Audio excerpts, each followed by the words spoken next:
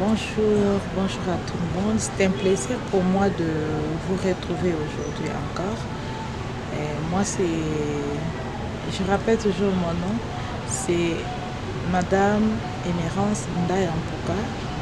Je suis candidate à la députation provinciale dans la circonscription de Bougnaville. Je suis en Ituri. Il y a 2 jours qu'on a eu l'atelier avec la MONUSCO par rapport au renforcement des capacités des femmes leaders, des femmes candidates, disons. Et là, il y a notre direction des gender, section gender, avec la responsable qui est Nathalie. Elle a vraiment très bien parlé. Elle nous a parlé du leadership du changement, le leadership pour le changement. Et comment s'effectue le changement dans la vie d'une femme leader. Les changements d'ailleurs influent un développement très durable. Pourquoi? Parce que si nous partons par la définition du changement, c'est quitter un état à un autre. Alors, une femme leader doit connaître faire un changement dans sa vie. C'est-à-dire quitter l'état d'un comportement, on peut dire quitter un comportement à s'améliorer dans un autre comportement. Et de là, un leader ou une femme leader doit savoir comment utiliser la loi des ODD, ce que nous appelons ODD, c'est-à-dire quoi? C'est-à-dire les objectifs du développement durable. Parce que dans le développement, c'est un changement, c'est une modification qu'on est en train de faire, une amélioration quelconque. Donc on doit améliorer tous les secteurs du développement de la vie. C'est ça un leader. Un leader doit savoir que le changement doit être mental. Le changement peut s'imposer. Le changement, on peut imposer un changement. On peut aussi se décider de changer quelque chose. C'est ça le leadership au fait. Il faut savoir changer ou influencer un secteur quelconque de la vie humaine. D'un groupe de gens, il faut savoir le faire. Quand on parle de leadership, c'est pas en soi, c'est pas de soi qu'on doit effectuer ce changement-là. C'est jouer, influencer un groupe de gens donnés à une amélioration. Et de là, on doit savoir que le leadership influe la loi de 3C. C'est-à-dire, il faut avoir un cœur comme toute femme. La femme, comme on dit, la femme raisonne avec le cœur. Le leader doit raisonner avec le cœur. Le leader doit raisonner avec le cerveau. C'est-à-dire raisonner, réfléchir, créer. C'est ça le leadership. Le leader doit raisonner, doit avoir un corps. C'est-à-dire utiliser la force physique, utiliser son corps pour atteindre un changement quelconque sur un groupe de gens. Et par là, nous avons aussi vu comment faire entendre sa voix. Nous sommes dans la période, nous pouvons dire préélectorale, même pendant la période électorale. Comment tu peux faire entendre ta voix dans la communauté? Quel moyen tu peux utiliser pour te faire entendre au fait? Le moyen à utiliser, il y a beaucoup de moyens.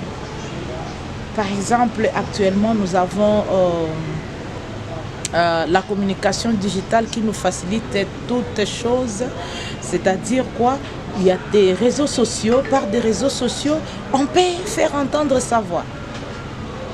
Tu peux tweeter, tu dis, voilà, je suis tel. Tu montes ton image, tu mets ta photo. Tu as une formation, tu mets le résumé sur les tweets. Nous avons vu, je disais, comment il faut faire entendre sa voix. La voix peut se faire, un leader peut se faire connaître à la population. Comment tu peux le faire? Tu peux le faire à travers les réseaux sociaux, à travers des émissions animées à la radio comme on le fait tout à l'heure là. Tu peux le faire par des spots, tu peux le faire par des flyers, tu peux le faire. C'est ça, un leader doit savoir comment faire entendre sa voix, même dans le monde entier. Alors, par là, on nous a appris comment rédiger son message. Le message de la campagne doit être orienté selon le besoin du lieu où tu te trouves. Parce que moi, je ne peux pas amener un message. Peut-être de Nord Kivu, je l'amène à Ituri. Je ne peux pas amener un message de tête. Parce que chaque territoire a son problème qui le préoccupe. Un leader doit connaître toutes ces choses-là, doit savoir s'ajuster, ajuster le message selon la population devant laquelle plutôt il se retrouve.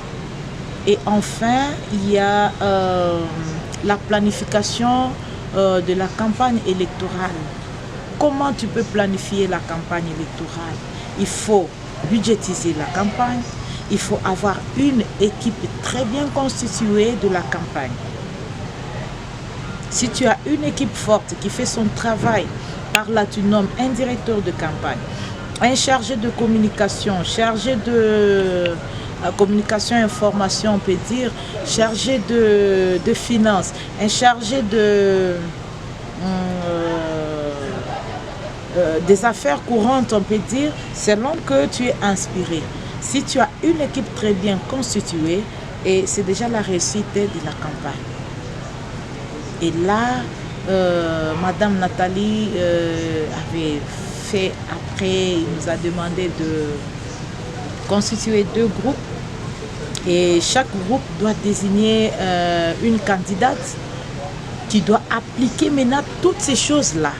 Et c'était vraiment, nous-mêmes, on était matériel didactique. On a fait ça. Moi, personnellement, je représentais, j'étais la candidate de Ndjougou. On a pu jouer une petite scène là, c'était vraiment du wow. Et nous disons merci encore à la MONUSCO et ainsi qu'à la DINAFEC d'avoir pris cet engagement-là, de nous accompagner aussi en tout et pour tout. Vraiment, grand merci surtout à Nathalie, que je fais un petit coucou là où elle est. Et c'est vraiment une femme brave. Elle a pesé, elle a joué un très très bon rôle au milieu des femmes et nous étions toutes contentes. Merci encore à notre gouvernement provincial de nous avoir donné une bonne place. Le gouvernement a donné une place à la femme. C'est à la femme de s'exprimer. Il nous a donné cet aval-là. Auparavant, ce n'était pas comme ça, mais pour l'instant, vous voyez que les femmes, nous commençons à braver maintenant et la voix de l'Ituri va se faire sentir. Ça, nous le disons et nous ne cesserons de le dire.